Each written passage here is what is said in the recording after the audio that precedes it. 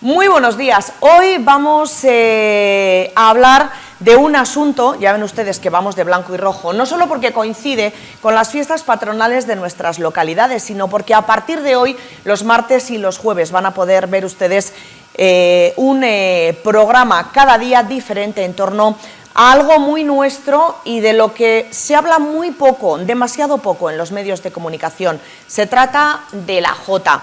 Hemos traído para comenzar estos programas en los que vamos a hablar de nuestros grandes joteros a un jotero actual. En este caso hemos recurrido a Raúl Palacios. Muy buenos días. Buenos días. Muchas gracias, no solamente por estar hoy con nosotros para este primer programa en el que vamos a hablar de la historia de la jota, sino también por esa mano que nos has echado durante estos 16 programas que a partir de hoy van a poder ver ustedes. En ellos vamos a recorrer la historia y la vida de nuestros grandes joteros, de nuestras escuelas de jotas, de los certámenes, de las rondallas, en fin, vamos a hablar un poquito de todo. Recuerden, martes y jueves a partir de las 2 de la tarde en 30 Televisión, la jota protagonista. Qué poco hablamos, entonamos aquí el mea culpa de la jota en los medios de comunicación, Raúl. Pues lo primero, bueno, gracias a vosotros, efectivamente, por destinar recursos, ¿no?, a un programa que hable íntegramente de jota y que dé pie a que, bueno, la gente desde sus casas entienda que la jota es un género mucho más rico de lo que aparentemente se muestra. Y sí, efectivamente, siempre que vengo aquí vengo para quejarme. Quéjate, porque aquí además tienes muchísima razón. Por cierto, tengo que decir también que el Gobierno de Navarra está detrás patrocinando este programa, ¿eh? O sea que ellos también vieron la importancia de difundir la jota. Quéjate. Además que me gusta quejarme. Sí, por lo que hablamos siempre, ¿verdad? Porque al final es algo que siempre que puedo pongo en valor, y es que al final nuestra jota, más allá del género folclórico que representa, es parte de nuestra identidad como navarros, ¿no? Es un puente de conexión intergeneracional que a lo largo de estos programas además podremos instrumentalizar a través de diferentes entrevistas. Y bueno, yo sé que me repito como el ajo, pero nunca está de más, ¿verdad?, de repetir y mandar estos mensajes. Es responsabilidad vuestra como medios de comunicación, pero es responsabilidad de todos y de todas, de las instituciones. Ahora me hablabas que el Gobierno de Navarra también estaba detrás, pero también es responsabilidad del carnicero, de la carnicera, es responsabilidad del que regenta el supermercado del pueblo, porque cuando hablamos de identidad, cuando hablamos de representación cultural, englobamos a toda la ciudadanía en su conjunto. Por ello que la jota se ponga en valor, se redignifique, que dentro de 20 años siga llenando plazas, siga llenando salones de acto, siga poniendo los pelos de punta. Si se consigue, será una victoria de la ciudadanía. Y si por otro lado seguimos lamentándonos desde la barrera y seguimos dejando que decaiga, será de la misma manera una derrota de toda la ciudadanía. Nosotros como joteros, yo asumo, tú has entonado el mea culpa y yo voy a entonar mi mea culpa. Asumo la responsabilidad, ¿no?, que como joteros y como joteras tenemos, y a lo mejor deberíamos ya, yo llevo varios años ya quejándome, a lo mejor es el momento de dejar de quejarse desde la barrera y empezar a quejarse con un proyecto sólido, ¿no? Y a lo mejor en ese momento veríamos cambios. Ya vemos gente que se encarga de eso. Navarjota ha planteado diferentes propuestas y te aseguro que este sentir que yo ahora mismo te transmito aquí es el sentir general de la comunidad de joteros y joteras. O sea, es algo que bueno, si tienes la posibilidad de hablar a lo largo de todos estos programas, estoy seguro de que te lo harán sentir. Una de las cosas, Raúl, que más pena me da, y por lo que más me siento también un poco al final culpable, ¿no?, es por todos los joteros que nos hemos dejado ir sin haberles dado su sitio, insisto, de nuevo desde el punto de vista de los medios de comunicación. Lo hemos intentado enmendar un poco, hablando, por ejemplo, con la hija de Juanito Navarro, con Silvia, con la hija y nieta de los Molviedro, con Belén, con el sobrino de las hermanas Flamarique, en fin, van a ver ustedes que que vamos a tener momentos muy bonitos durante todos estos programas, pero es cierto que ellos no están y que es una auténtica pena.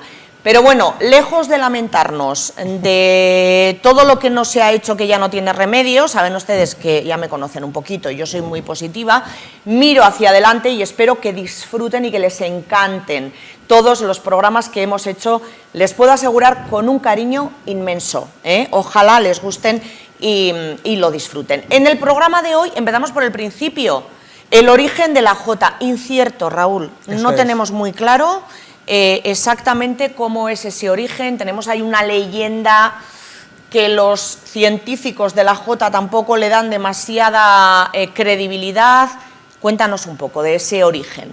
Bueno, es normal, es lógico que exista esta incertidumbre en torno al origen de la jota porque, bueno, es evidente que la jota es folclore y por tanto es un canto popular, ¿no? Y ese carácter popular inevitablemente nos deja como medio de transmisión lo oral, fundamentalmente. Es evidente que a lo largo de las diferentes fases históricas de la jota sí que comienza a haber vestigios instrumentalizados en partituras o en letras escritas, pero también es evidente lo que comentábamos, que como género popular la principal medida de transmisión ha sido oral.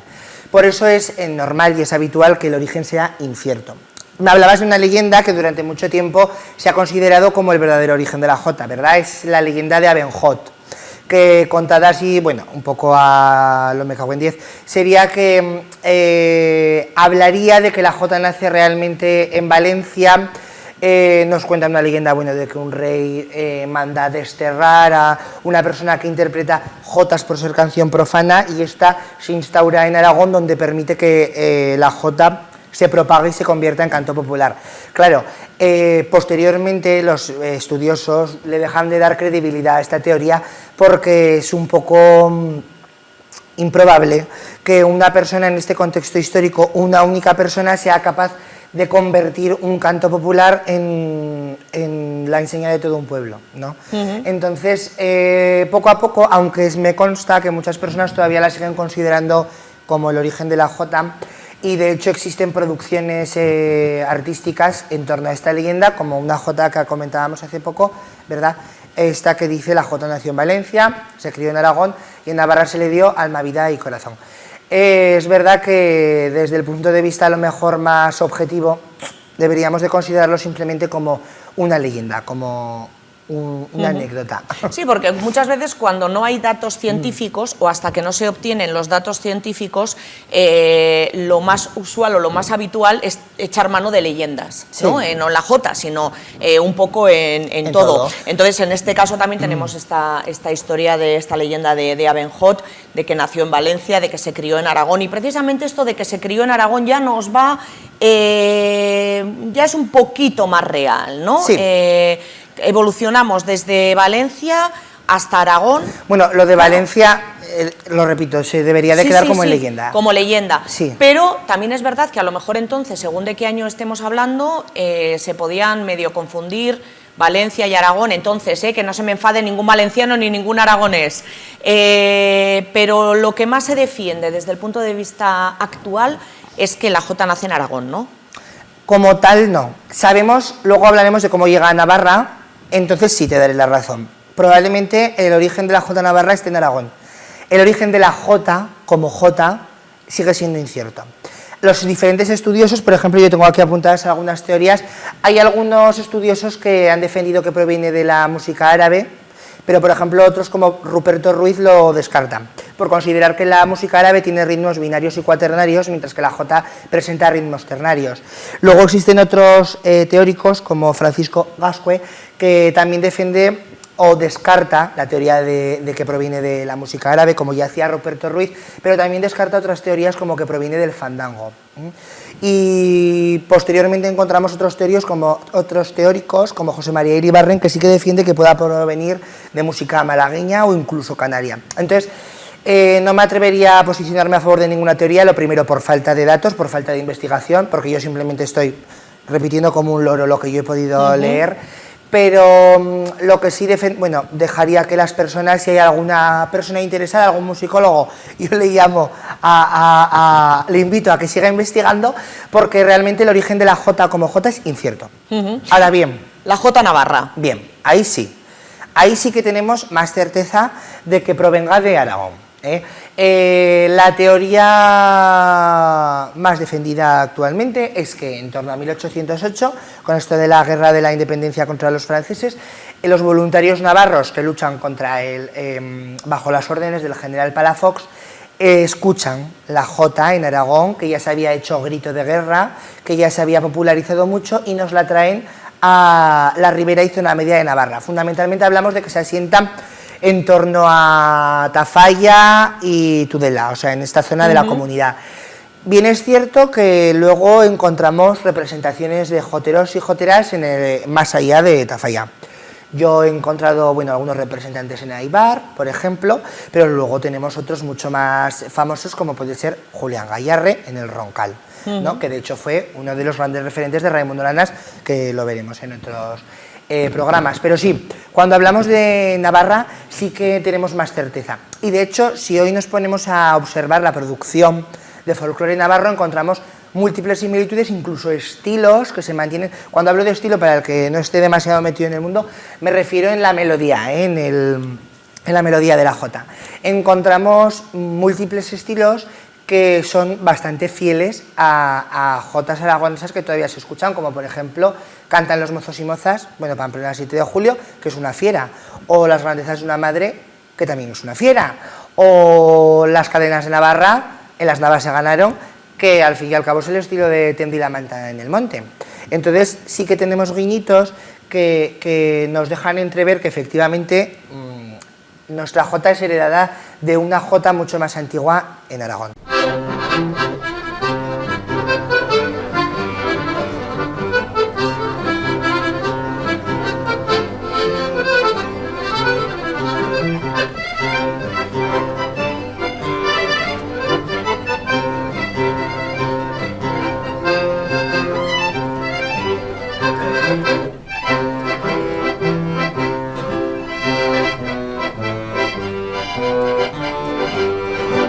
Las grandezas de una madre, la jota siempre cantó,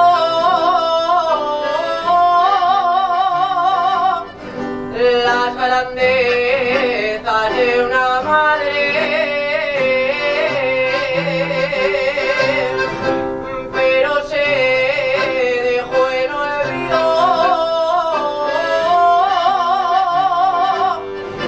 lo mucho que vale un padre,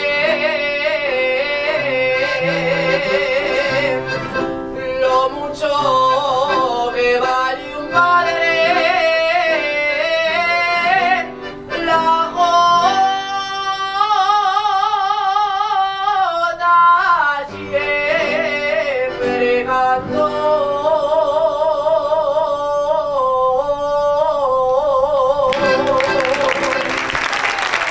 Bueno, pues ahí estaba esa jota, las grandezas de una madre, esa fiera que nos decías tú. Estamos hablando de esa similitud, ¿no? Entre la jota navarra y de la jota aragonesa, que nos llega desde Aragón como ese grito de guerra, especialmente a la zona media. A partir de ahí, ¿qué diferencias tenemos con la jota aragonesa? Claro, cuando hablamos de que cantamos fieras, pero evidentemente las cantamos con características muy anavarradas. No, fundamentalmente yo hablaría, y a José María Iribarren defendía que las diferencias fundamentales entre la jota navarra y la aragonesa es que la jota navarra está mucho más ornamentada.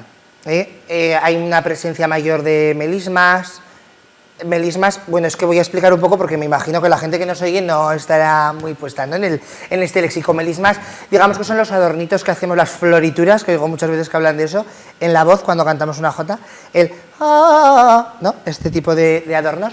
También tiramos más de Calderón, a lo mejor. Estos son pautas como demasiado generales, ¿verdad? Si nos pondríamos a definirla de una manera mucho más concreta, pues necesitaría todo el programa. Pero doy como pautas más generales. Los calderones son notas en las que el intérprete puede aguantar lo que considere. El intérprete en el caso de la jota o en el caso de una orquesta lo que el director marque. Y luego, por ejemplo, en Aragón la métrica es muy correcta, hacen un 3x4 exacto, mientras que en Navarra esta métrica es más ambigua. No todas las jotas respetan el 3x4 a la perfección. Lo que yo lo veo positivo, porque se nos ha criticado mucho por no respetar este 3x4, pero yo lo veo muy positivo porque veo, por un lado, beneficioso el objetivo de institucionalizar la jota, de darle un valor a lo mejor un poco más academicista, pero veo que llevado esto al extremo genera un concepto de jota tan encorsetado, tan estándar, que lo aleja un poco de su carácter popular, ¿no? Que esto es algo de lo que nos quejábamos mucho y de lo que antiguos joteros siempre suelen decir, es que ahora todo el mundo la canta igual. Tampoco considero que la cantemos igual, ¿no? Pero es verdad que tenemos como unas pautas mucho más marcadas. Y que no respetemos esa métrica, a mí personalmente me parece bonito porque me hace recordar, pues eso, que la jota de algún modo sigue siendo ese grito de guerra, sigue siendo ese canto del pueblo y sigue estando presente entre la ciudadanía.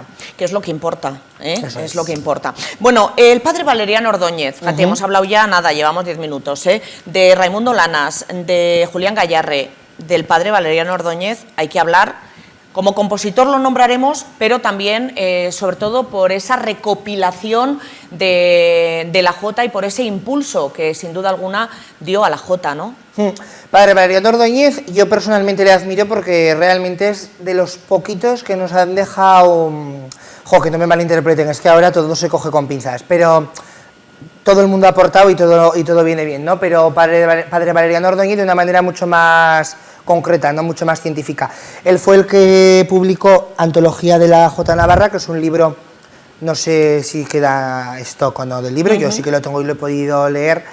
Se lo recomiendo a todo el que sea amante del folclore o de la musicología o de la historia. Muy técnico, ¿no? Sí. Muy técnico. Yo, para mi gusto, o sea, es para leerlo muy despacito y con mucho cariño, no me resultó fácil de leer, pero es interesante. Luego también hay que tener en cuenta en el contexto en el que se escribe, que no se escribió el año pasado. Entonces esto también hay que leerlo con sus gafas. Bueno, y el padre Valeriano Ordóñez divide la historia de la jota en 4 etapas. Eso es. A mí me parece muy gráfico porque nos ayuda un poco a entender cómo evoluciona el concepto jota. Él establece una primera fase, que es la fase del sotar, que no hemos hablado de ello, pero sotar se entiende que, digamos, es un poco el origen de la palabra jota. Sotar entendido como saltar, jota entendido como baile a saltos. Y luego ya metido en el mundo de la jota de canto. Lo establece en torno al siglo XVI, fundamentalmente porque aparece este término en 2 libros bastante famosos, como puede ser El arcipreste de Hita o La pícara Justina. Luego establece una segunda etapa que se denomina la jota personalizada. Una jota que comienza a coger carácter, que comienza a establecer diferencias en función de la geografía, de las variantes sociales, ¿no? Al fin y al cabo, las variables sociales. Encontramos una tercera etapa en el siglo XVIII, que es cuando Valeriano establece que se convierte en la jota hecha historia y vida. En este momento es cuando nos remontamos a lo que estábamos hablando, ¿no? Voluntarios navarros, bajo las órdenes del general Palafox, conocen la jota y la traen a nuestra comunidad. Y por último hablamos de la jota enriquecida, que evidentemente Padre Valeriano Ordóñez la acaba en el siglo XX, porque el siglo XXI somos nosotros, y es en este momento, yo considero que marcábamos un antes y un después con la aparición de Raimundo Lanas, que es un poco el que nos empieza a dar guiños de cómo se cantará la jota en el futuro.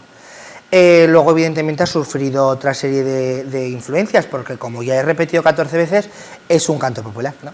Pero previo a Raimundo Lanas, la manera de cantarla era, bueno, a lo mejor ciertamente más lírica. También encontramos vestigios, a lo mejor anteriores, con cantantes como los Pajes de Tafalla, en el que la jota era más parecida a la jota de ronda. En Aragón lo conocido como rondaderas, que no acabo de entender por qué en Navarra se dejaron de interpretar. Y a partir de él, bueno, pues todo lo que viene posteriormente, ¿no? Bueno, a lo mejor, perdona que te interrumpe, ¿habría que añadir una última fase?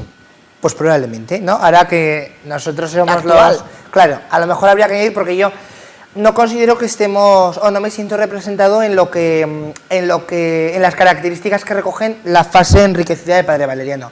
Está muy bien recogida la fase del siglo XX, pero yo creo que en el siglo XXI, y a lo mejor no al principio, pero durante esta última parte del siglo XXI hemos atendido una serie de cambios dentro de la comunidad y también dentro de la ciudadanía navarra, que yo creo que nos dejan un guiño de que a lo mejor habría que introducir una quinta fase, que nos haría reflexionar, por lo menos. ¿Le podríamos llamar? Pues no lo sé, a lo mejor podríamos llamarlo como la fase de la Jota estandarizada, por ejemplo. Por eso que te digo con de... un sentido peyorativo, ni mucho menos. Es como cada uno lo quiere interpretar. No lo veo... Es que la veo positivo en cierto modo y lo veo negativo en cierto modo. Hombre, muchos echan la culpa de esa estandarización de la Jota a las escuelas de Jota, pero sin las escuelas de Jota... un periodo que yo recuerdo que pasó la Jota, a lo mejor hubiera hecho que esa Jota hubiera desaparecido, ¿no? Sí, el problema de las escuelas de Jota, yo evidentemente la labor de las escuelas de Jota es innegable, ¿eh? Yo soy profesor de escuela de Jota, llevo Marcilla y ahora mismo estoy en Irabia junto con Paula Antón y es innegable porque al fin y al cabo son los que se están encargando de que haya un relevo generacional, de llevar la Jota a todos los fines de la comunidad, junto con los grupos de Jota que van por los escenarios, pero el problema que hay con las escuelas de Jota, bajo mi punto de vista, es que no hay nada regulado. Entonces, verdaderamente, ¿qué establece que tú tengas las habilidades para... Con esto, que no se me malinterprete, porque no estoy poniendo en duda la profesionalidad de ningún compañero ni ninguna compañera. O sea, estoy seguro de que mis compañeros y compañeras lo hacen estupendamente. Bueno, pero, y ahí están los frutos, ¿no? Que los estamos viendo, efectivamente. Pero sería interesante regularlo de algún modo, porque ¿qué es lo que te permite ser profesor de jotas? O sea, mi tía, si cantara bien jotas, podría abrir una escuela perfectamente sin que nadie se lo negara. Realmente nuestra función como docentes se debe limitar a enseñar la jota en cuanto a esta es su métrica, esta es su... Porque bajo mi punto de vista para la docencia, para mí es fundamental adquirir una responsabilidad, y cuando adquieres una responsabilidad, para mi punto de vista, esto tiene que ir más allá de enseñar aquí no hagas esta agilidad, aquí tal. No solamente tenemos que enseñar a cantar jotas, tenemos que enseñar a cantar.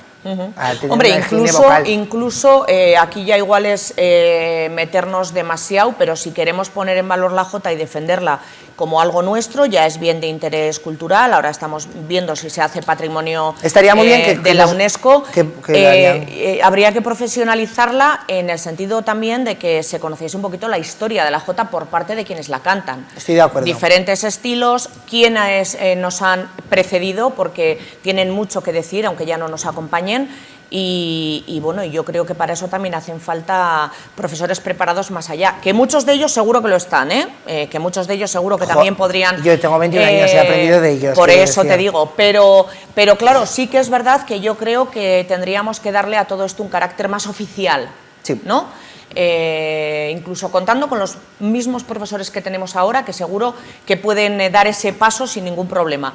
Darle un carácter más oficial para que... los hay, ¿eh? Sí, sí, por eso te digo, que no estamos hablando de cambiar de profesores, estamos hablando simplemente de oficializar un poco todo el mundo de la jota. De regular, ser conscientes de lo que sucede. Eso es. Pero esto que has dicho me parece fundamental. Me parece fundamental porque si realmente consideras la jota como el pilar cultural que en teoría representa, conocer un poco lo que la precede, lo que nos ha hecho llegar hasta aquí, es importante, pero es importante en el aspecto de la jota y es importante en la ingeniería para el que estudia ingeniería, para el periodismo, para quien estudia periodismo, no por nada, sino para generar verdaderamente una conciencia crítica. Yo tengo esta mi opinión y con lo que te cuento, critico lo que considero que estoy en desacuerdo, pero otra persona con la misma formación a lo mejor lo alaba, que es lo interesante. Pero para que lleguemos a ese punto de conciencia crítica es importante que exista un conocimiento detrás. Sin duda. De hecho, en todas las carreras, hablabas tú del periodismo, tenemos que estudiar historia del periodismo, que si nos está viendo algún periodista estará de acuerdo conmigo que menudo rollo, pero hay que estudiarlo, y en cualquier carrera hay que estudiar historia de lo que sea, ¿no? Lo que nos precede para poder conocerlo muchísimo mejor. Hemos hablado mucho de evolución, con esas 4 etapas del padre Valeriano, con... esa quinta, ¿no?, que hemos añadido, que sería la actual. La jota evoluciona, y evoluciona de tal forma que yo te preguntaba, Raúl, antes preparando un poco la entrevista, ¿cuál es la primera jota? ¿Se conoce cuál es la primera jota? Y te has reído y me has dicho, no la considerarías ni jota, ¿no? Sí. Claro, ahí entra también esa evolución de la jota. Sí, efectivamente. A ver, la primera jota como tal se considera, se ha considerado como la primera porque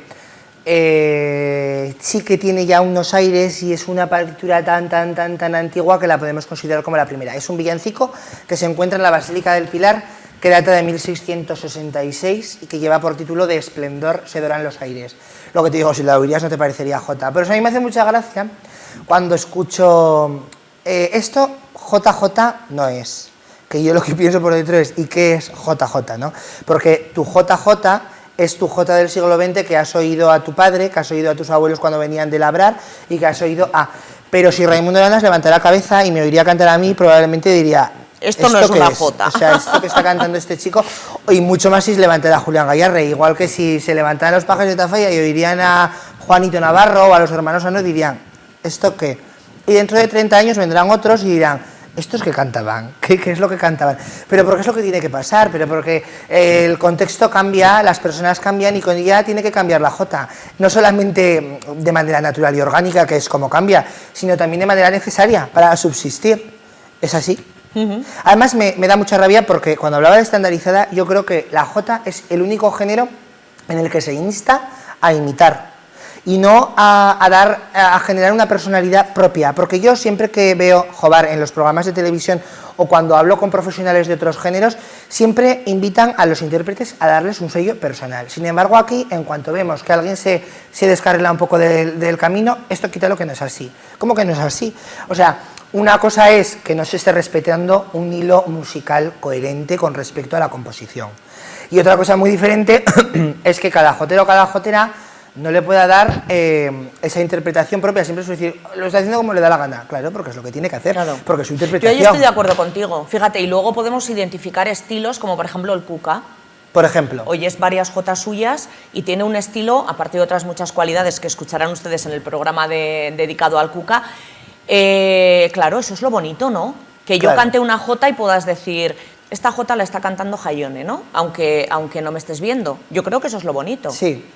Es mi opinión, o sea, yo opino de esta manera, te repito que es que a lo mejor traerías a otra persona y te lo alabaría. Yo veo también su punto positivo, veo que es más cómodo, veo que es una manera fácil fácil, entre comillas, de recoger los estilos que hemos heredado, pero lo veo negativo en esa segunda parte, en el arrancar ese carácter popular. Me pasa a mí, yo en Marcilla sabes que en Marcilla al patrón les cantamos 3 jotas, una que es la que se ha cantado toda la vida, y otra que desde el año 2016 interpreto yo por petición de las postigueras. Y desde en la Plaza del Postigo. En la Plaza del Postigo.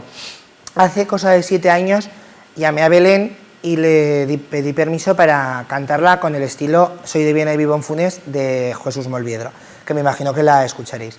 Porque me parecía un estilo diferente que se canta poco. Y he oído muchas veces a gente decirme, muy bien, pero es más bien una saeta. Digo, no, perdona, estoy de saeta lo que yo tengo de cubano, o sea, un 0,0. Porque esta jota, sin ir más lejos, se ha compuesto a 5 kilómetros de Marcilla, o sea, que no tiene más. Entonces eso, lo que hablamos, ¿no? De abrir un poco las miras, más allá del 3x4 y entender... Pero ahí está lo que hemos dicho antes, conocer la historia de la jota.